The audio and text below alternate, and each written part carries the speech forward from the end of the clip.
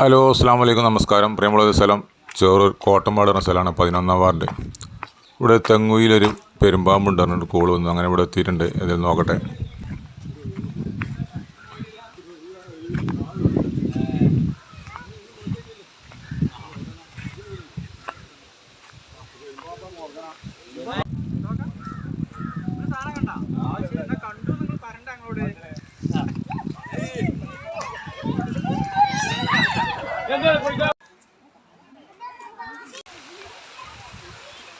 Yeah, very good.